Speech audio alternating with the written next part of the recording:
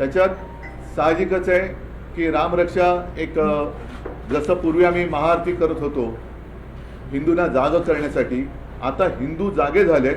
आता हिंदू त्यांना जाब विचारतील, तो जाब विचारण्यासाठी आम्ही तिथे रामरक्षा म्हणू, हनुमान स्तोत्र म्हणू आणि हनुमान चालीसा सुद्धा म्हणू. हे जाहीररित्या हा कार्यक्रम सुरू होईल.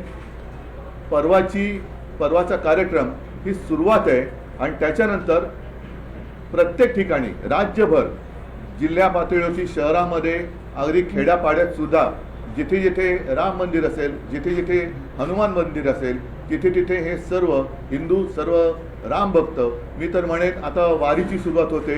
अगदी वारकरीसुद्धा ह्या राम मंदिराच्या लुटीविरोधात ज्यांच्या मनात आग आहे, ज्यांच्या मनात राग आहे, ते सगळे एकत्र होऊन या भारतीय जनता पक्षाला ह्याचं उत्तरदायित्व स्वीकारायला लावल्याशिवाय राहणार नाही. त्याच्यामुळे ही सुरुवात होते आहे. आपल्यालासुद्धा मी आमंत्रण देतोय. आपल्या माध्यमातून मी सर्व हिंदूंना, सर्व राम भक्तांना तिथे आमंत्रित करतो आहोत. कारण हिंदुत्वाच्या नावावरती ही लूट आम्ही सहन करू शकत नाही. हा जर काही त्यांनी देखावा केला असेल की मंदिर वही बनाएंगे, मंदिर झालं, पण त्या मंदिराच्या मागे ज्यांनी ज्यांनी रक्त सांडलं, ज्यांनी ज्यांनी कष्ट, ज्यांनी म्हणजे अनेकांना तुरुंगवास झाला, त्या सगळ्यांचे कष्ट हे असे आम्ही वाया जाऊ देणार नाही.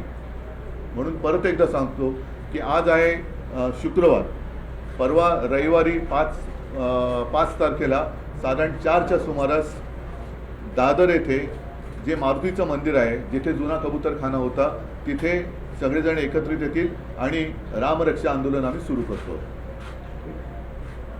तुम्ही इतर पक्षांना सुद्धा आव्हान करताय का? मनसेअध्यक्ष राज ठाकरेंना सुद्धा आव्हान करताय का? मी तमाम हिंदूंना, तमाम राम भक्तांना पक्ष पातळीच्या पलीकडे जाऊन आवाहन करतोय. आवाहन म्हणजे विनंती. आव्हान आणि आवाहन ह्याच्यामध्ये फरक आहे. आवाहन म्हणजे विनंती करतोय की ज्यांना ज्यांना तिकडे यावंसं वाटते त्यांनी तिकडे बिंदास यावं. उद्धवजी, राम जन्मभूमी हा देशवासियांच्या आस्थेचा विषय आहे. राम जन्मभूमीचं आंदोलन हे देशव्यापी होतं. आता हे तुम्ही रामरक्षा जे आंदोलन सुरू करत आहात ते मुंबई महाराष्ट्रापुरतं मर्यादित असणार आहे की पुढच्या काळात हे देशव्यापी असेल आणि तुम्ही स्वतः अयोध्येत जाणार आहात का? मी अमित शहाबरोबर नक्की अयोध्येला जाणार आहे. पुढे काय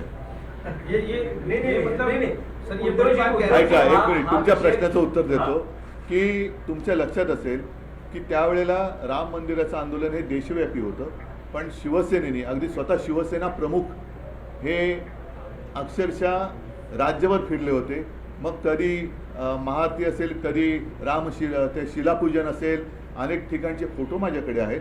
संपूर्ण राज्य हे शिवसेना प्रमुखांनी उठवलं होतं, पेटवलं होतं आणि त्याचसोबत महाराष्ट्राकडनं स्फूर्ती घेऊन मग तिकडे अडवाणीजींनी रथयात्रा काढली होती. मला असं वाटतं की भाजपच्या लोकांना सुद्धा हे जे पटत नाही आहे त्यांनी सुद्धा पुढची रथयात्रा काढायला काही हरकत नाही, त्याच्यातही शिवसेना सहभागी व्हायला तयार आहे. आणि